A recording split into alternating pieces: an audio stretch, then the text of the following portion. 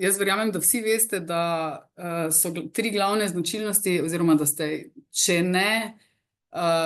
jih še niste prebrali, pa jih verjetno veste iz same svoje dejavnosti. Značilnosti socialne ekonomije, tri najpomembnejše so, da daje socialna ekonomija, se pravi vsi subjekti socialne ekonomije dajejo prednost ljudi in družbenega ali okoljskega namena pred kapitalom. Torej ne postavljamo na to, s čim bomo najhitreje in najboljše zaslužili na trgu, temveč dajemo prednost ljudem, okolju in pa na splošno družbenem trajnostnem razvoju. Druga stvar, ki je pomembna in ki je zelo značilna za socialno ekonomijo, je vlaganje presežkov. Socialna ekonomija v nasprotju z delničarskimi družbami ne deli dobička delničarjem, lastnikom, temveč presežke usmerja v svoja lastna poslanstva. Tista, ki so spet usmerjena v ljudi, družbo, okolje. In nenazadnje demokratičnost, to so pač tudi tri stvari, ki so vpisane v zakonske okvirje v Sloveniji. Demokratičnost, sprejemanje odločitev v subjektih socialne ekonomije je zmeraj vključujoče in participativno, tako strani, to se pravi, v same procese so vključeni tako zaposleni, kar pomeni, da tukaj naj ne bi prihajalo do razlik med lastniki in zaposlenimi, člani in deležniki sami. Tudi vaši končni uporabniki, nenazadnje, so lahko tisti, ki jih vključujete v procese odločanja in v sooblikovanje nekih programov in na ta način v bistvu zagotavljate še bolje, lahko še lažje zagotavljate to, da dejansko naslavljate oziroma da dejansko odgovarjate na potrebe družbe in okolja, v katerem delujete. Tako da to so tri glavni. Jaz sem zelo vesela, da je občina Razkrižje z nami in da spremlja, ker se mi zdi, da je zelo pomembno ravno za lokalne skupnosti, med drugim tudi za lokalne skupnosti, seveda pa tudi vse ostale, da razumejo, zakaj se gre. Tradicionalno se je izraz socialna ekonomija seveda nanaša na tiste, to je definicija imate v literaturi, jaz sem zdaj to vzela kot nekaj, kar je pač najpogosteje uporabljeno, ampak najlažje opisano. Se pravi zadruge, vzajemni skladi v tujini, in pa združenja in pa fundacije. Združenja bi pri nas prevajali tudi v društva, pač celoten nevladniški spekter, zavodi in potem pa seveda fundacije. So zasebni subjekti, ki so neodvisni od javnega, to se pravi neodvisni od vladajočih in javnih struktur. Sama socialna podjetja pa so del, se pravi, če govorimo o socialni ekonomiji na splošno, so pa socialna podjetja in bomo videli, na kak način so pravzaprav znotraj Slovenije, kar nam marsikdo zavida, imamo v Sloveniji zelo jasno definirano, kaj so to socialna podjetja. Najpomembnejši del je ravno ta razkorak na eni strani pri socialni ekonomiji na splošno, ne samo pri socialnih podjetjih, ampak pri socialni ekonomiji na splošno je pomemben to vzpostavljanje ravnotežja na eni strani med družbenim učinkom oziroma socialnimi cilji, družbenimi cilji in na drugi strani med podjetniškimi oziroma tržnimi cilji. In zmeraj ta dva, se pravi, če en prevaga, umanjka na drugi strani. In kar se marsikdaj sama socialna, se pravi, deležniki socialne ekonomije, subjekti socialne ekonomije in socialna podjetja ker delujemo iz neke intrinzične želje po spreminjanju in po izboljševanju svoje družbe v okolici, zelo hitro pozabimo, da če želimo to delati, moramo pa vseeno tudi kaj računati. In da nam se zelo hitro ujamemo v neko zanko, če delam za te, je zelo težko v bistvu njim računati, ne vem, toliko pa toliko. Zdaj vam bom pa pokazala, da vseeno gre pa lahko za, to v bistvu gre za neke vrste nerazumevanje dveh različnih ciljnih skupin. In če se ne motim, imam na drugi strani točno tako. Uspešna socialna podjetja povezujejo namreč ravno ta dva dela. Na eni strani imamo zelo jasen tržni model, poslovni model, tržni poslovni model, ki je usmerjen v pridobivanje prihodkov na čisto normalnem trgu, in tukaj vidite, ne vem, koliko vas pozna, to je v bistvu en prilagojen poslovni model v obliki poslovnega kanvasa, platna, in kot veste, lahko znotraj platna, mogoče vam bo lažje, če vam na hitro samo prevedem elemente kanvasa.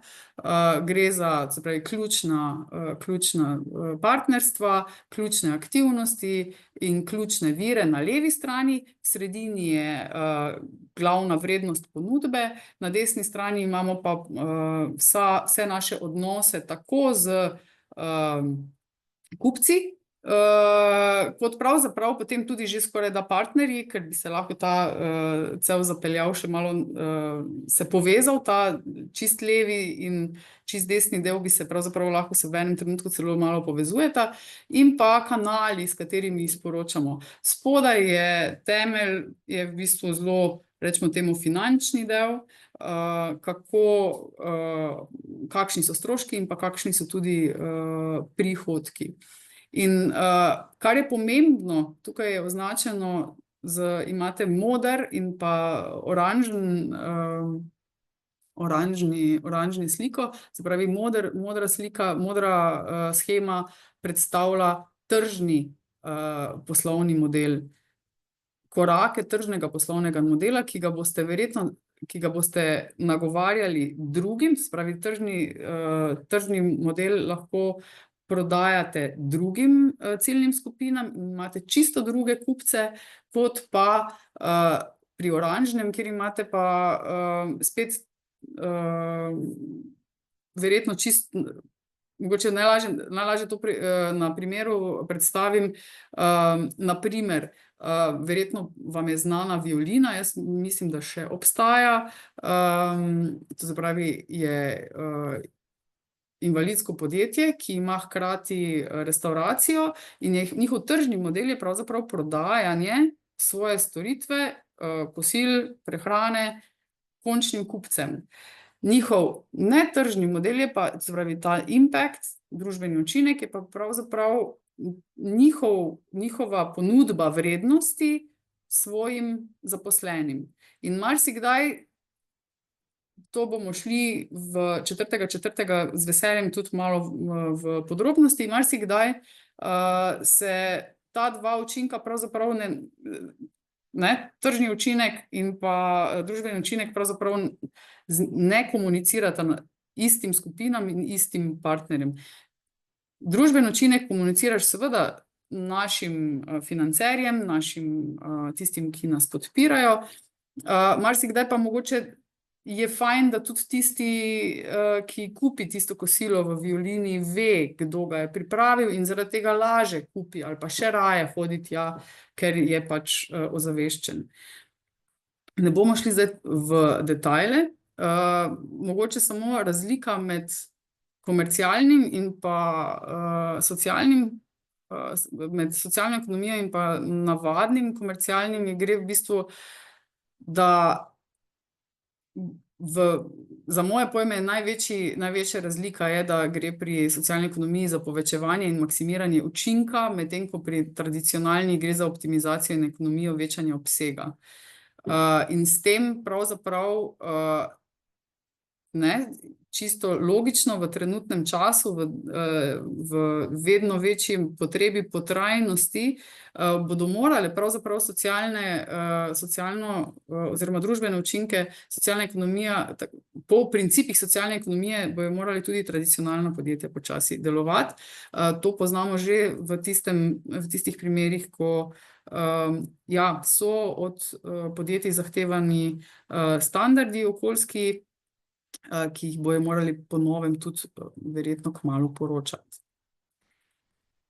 Zdaj pa na kratko, socialna ekonomija v Sloveniji, temelj vsega je Zakon o socialnem podjetništvu, ki je bil pripravljen leta 2011, prenovljen 2018 in govori o tem, da je socialna ekonomija ekonomija, ki jo sestavljajo socialna podjetja, to je tisto, kar sem prej omenjala, kdo so pravzaprav subjekti socialne ekonomije in zakaj smo vas nagovarjali že kar direktno, ker smo ugotovili, da marsikdo od vas se ne prepozna v socialni ekonomiji, ker si misli, ne, jaz sem invalidsko podjetje, to ni socialna ekonomija, ali pa jaz sem nevladna organizacija v kulturi, ne, to ni socialna ekonomija. Ne, to je po zakonu, to ste vi vsi socialna ekonomija, to se pravi socialna podjetja, zadruge, invalidska podjetja, zaposlitveni centri, nevladne organizacije, kamor spadajo društva, zavodi, ustanove oziroma fundacije, ki pa niso ustanovljeni izključno z namenom pridobivanja dobička, delujejo v korist svojih članov, uporabnikov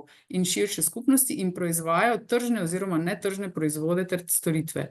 Hkrati, tukaj pozabila sem tukaj izpostaviti, da zakon govori tudi o demokratičnosti upravljanja. To se pravi, obstajajo tudi, imamo tudi podjetja, to se pravi tudi d. o. o. med nami, ki na isti način delujejo, so subjekti socialne ekonomije, ampak morajo zagotavljati pravilnike, da gre za demokratično vodenje d. o. o. Zdaj pa bi jaz vseeno šla malo skozi enih par različnih primerov, tudi različnih v smislu pravno-formalnih form, da boste videli, na kak način to je verjetno predvsem za nekoga kot občina Razkrižje zanimivo, kdo so vsa ta vsi ti subjekti socialne ekonomije in kako lahko vse izgledajo. Zadrugo Dobrino, verjamem, da jih večina vas pozna. Nisem zdaj izbirala vas, ki ste tukaj na deležniki SEC-a, ampak smo res gledali tiste, ki so mogoče malenkost bolj prepoznavni in da prihajajo iz različnih področij. Zadruga je nastala že leta 2011 kot zadruga manjših kmetov, ki so se pač v bistvu borili za dobro, za trajnostno prehrano, da si zagotavljali s tem tudi razvoj teh malih kmetij, ki pač seveda ne morejo biti same konkurenčne na večjem trgu, in pa ja, tudi samooskrbe. In seveda so imeli kar nekaj izzivov vmes, ampak trenutno so zelo dobro postavljeni in imajo zelo dober razvoj v zadnjih 10 letih. Lahko jih najdete tako na spletni strani, kjer se lahko naročite na zabojčke za posamezne, se pravi, na zabojčke prehrane, ki vam jih dostavljajo. Imajo catering ponudbo, trgovino z lokalnimi izdelki v samem centru mesta Maribor, in pa kjer so pravzaprav eni izmed redkih, vsaj na področju Podravja, ponujajo hrano lokalno in tudi ekološko hrano za vrtce in šole. Potem, da gremo zavod KNOF. KNOF je socialno podjetje iz južnega dela, jugovzhodnega dela Slovenije. So tisti, ki v bistvu delujejo na področju reciklaže, reciklirajo od tekstila do ostalih gradbenih, tudi deloma proizvodov in so zelo prepoznavni, kot vidite, so celo v Milano Design Week bili predstavljeni z njihovimi pregradnimi stenami iz recikliranih materialov. Potem zelo dobro sodelujejo in to je tudi to, kjer želimo, tudi Fundacija Prizma, skozi spodbujati sodelovanje tradicionalnih podjetij z socialnimi podjetji, ker na ta način socialna podjetja pravzaprav lahko izvajajo lahko sledijo svojemu namenu in skrbijo za svoje poslanstvo, na drugi strani pa lahko tudi podjetje, kot je na primer v tem primeru, v primeru Knofa, je to Beti, skupaj z njimi dosega čist druge družbene učinke, kot pa bi jih sama. In lahko skupaj se postavlja tako drugače na trgu, dosega druge ciljne skupine, postaja mogoče na drugem področju kredibilna. Tako da to je zanimiv, spravi sodelovanje z socialno ekonomijo je zanimivo za tradicionalna podjetja, tudi v smislu doseganja novih trgov in odpiranja, naslavljanja novih ciljnih skupin, mogoče celo tudi močnejših kot pa prej. Hudo dobro, skupina je zaposlitveni center. To se pravi, Knof je zavod. Če smo prej govorili, Zadruga Dobrina je zadruga, Knof je zavod in socialno podjetje. Hudo dobro je zaposlitveni center, nima status socialnega podjetja, ampak so postali celo del Štartaj Slovenija, se pravi, dobro sodelujejo s Sparom, in v ponudbi imajo predvsem proizvode iz na nek način pravzaprav odpadnih delov, ne, sadni trakci so pravzaprav iz takih bolj jabolk, ki se drugače ne bi prodale, so pa v bistvu zelo dobre, zelo zdrave. In kar so še dosegli, da so v zadnjih, mislim, da pred 4 leti ali pred 3 leti odprli hišo gibanice, in na ta način ponudili celo turistično ponudbo. Sodelujejo zelo dobro tudi z bližnjim Luštom, ki je tradicionalno podjetje in verjetno na ta način tudi upravljajo neke določene javno-zasebno, po eni strani ne javno-zasebno partnerstvo, ampak sodelovanje med tradicionalnimi in socialnimi podjetji. Grunt, Zavod za socialno podjetništvo na podeželju, je spet zavod s statusom zaposlitvenega centra, in imajo spet zelo raznoliko ponudbo predelane hrane, domače, iz domačih kmetij oziroma z njihove kmetije, in je ustanovljen z namenom zaposlovanja težje zaposljivih invalidov v lokalnem okolju. Potem imamo Rekozi, ne vem, če kupujete nove računalnike, razmišljate o novih računalniški opremi, toplo priporočamo Rekozi d. o. o., socialno podjetje, ki je začelo 2017 v Slovenski Bistrici in ima izjemno bogato ponudbo in cenovno dostopno. Zakaj bi kupovali nove, če lahko obnovljene računalnike prav tako uporabljamo še zelo dolgo, v glavnem tržijo računalniško opremo z podjetjem, šolam, neprofitnim organizacijam in pa seveda tudi končnim uporabnikom.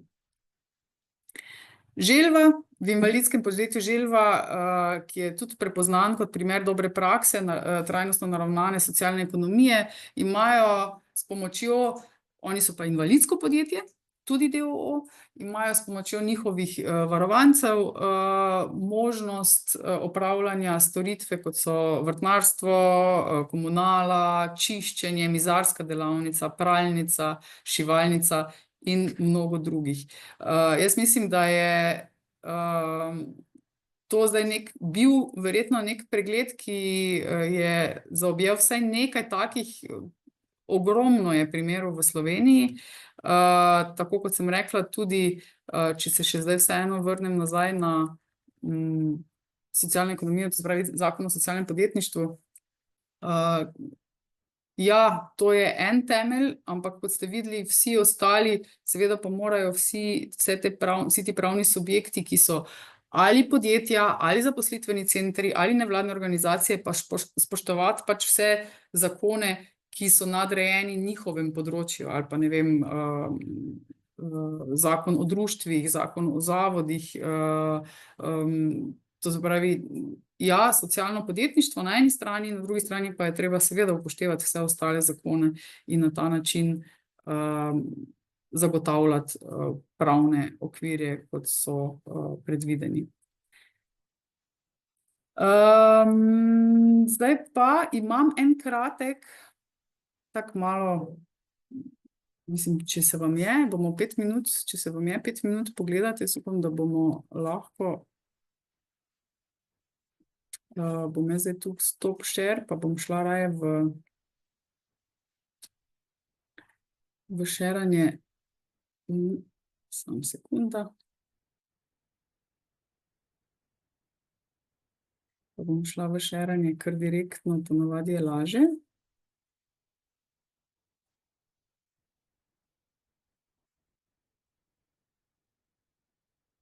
Ker se mi zdi tako zelo zanimiv, kratek, pa malo, mislim, video definitivno, ki je, jaz zdaj upam, da boste lahko, samo sekunda še enkrat, ker sem verjetno spet naredila isto kot zadnjič, da sem pozabila šerati še, samo sekunda še enkrat bom.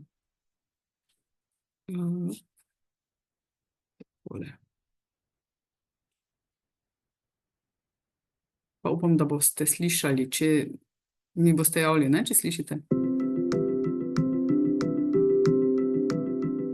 You may have bought a jacket from Patagonia, which is a B Corp or benefit corporation. Slišite?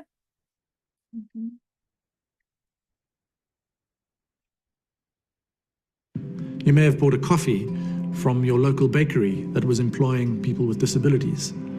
You may have bought a product from an agricultural cooperative, putting products together from rural farms. All of these are companies and actors in the social economy. It's a growing movement of an organic emergence of companies around the world reimagining our economy to be more inclusive of people and more sustainable for our planet.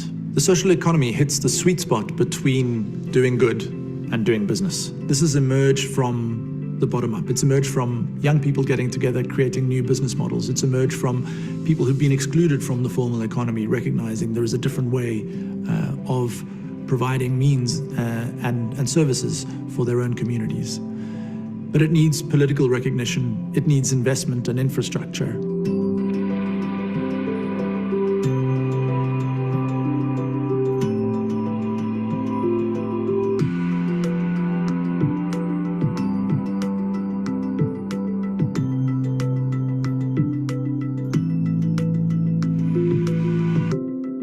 These organizations have proven to be quite resilient in times of crisis and actually provide new opportunities for growth, like providing home care, providing opportunities for extending healthcare services where a government healthcare service might not reach. And as we continue to face quite volatile times, we know that these are really important actors because they're close to communities, they create local employment, and they provide goods and services that people need, particularly in times of crisis. There are interesting models called cross-subsidizing where more wealthy populations are charged one price and it's provided free or at very low cost to others. There's a fantastic example in India, the Aravind eye care system that for many years has provided 70% of their eye care services at very low cost or free while charging 30% of the population more market-related prices.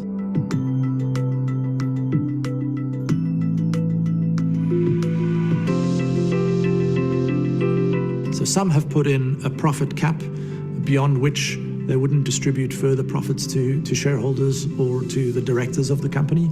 And so, for example, they would say we have a 10% profit cap over which all the profits are then reinvested back into the company or into the community. We've also seen a cap on CEO pay, for example. Often the ownership structure is different to what we see in the traditional business marketplace, where we have shareholders who are disconnected from the companies, interested only in their financial return. What we do see with many ownership structures in the social economy is local ownership or community ownership, where people who are even beneficiaries of the company or that the company is serving are actually involved in the decision-making around how that company operates. Many countries and governments around the world are starting to develop policies, programs to invest in and shape and build their social economies. That being said, much needs to be done. We need to understand what are the best incentives and tools that will make these organizations competitive and allow them to thrive.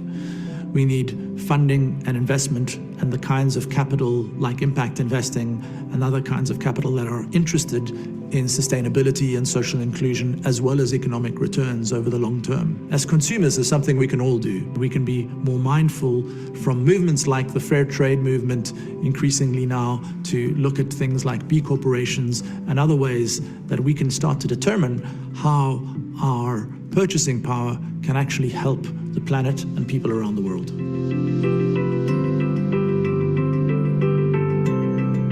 In 2007, Scotland created a program called Learning for Young People to teach children that businesses can also have a social impact, to increase their understanding of the social economy, to give them hands-on experience in developing social enterprises or working with social enterprises, and to expose to them the fact that businesses and business models can have a real impact in their communities. This is part of a broader effort by the Scottish Government to really recognise and invest in social enterprises across the country. They've created an enabling ecosystem and policies because of the recognition that social enterprises can play in providing inclusive employment and providing goods and services to where citizens need them.